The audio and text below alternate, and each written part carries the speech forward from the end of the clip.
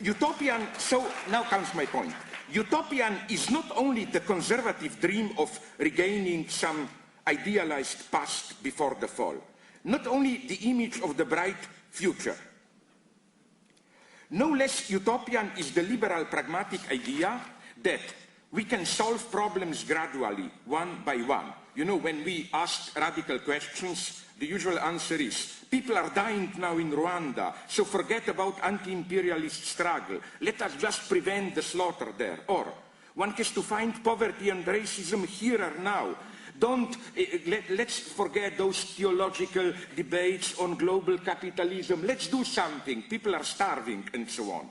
How does this work? Let me quote a polemic by American, otherwise relatively, whatever this means in the United States, progressive leftist theologist John Caputo, who wrote critically of me and Badiou. I quote, "I would be perfectly happy if the politicians in the United States were able to reform the system by providing universal health care, effectively redistributing wealth more equitably with a revised IRS code, effectively restricting campaign financing, enfranchising all voters, treating migrant workers humanely, and effecting a multilateral foreign policy that would integrate American power within the international community," and so on and so on. That is to say, if they were to intervene upon capitalism by means of serious and far-reaching reforms. If, after doing all that, Badiou and Zizek complain that some monster called capital still stalks us, I would be inclined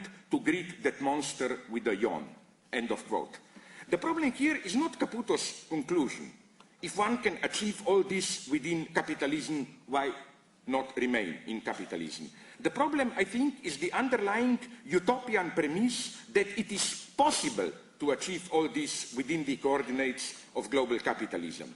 What if the particular malfunctionings of capitalism enumerated by Caputo are not accidental disturbances, but structurally necessary?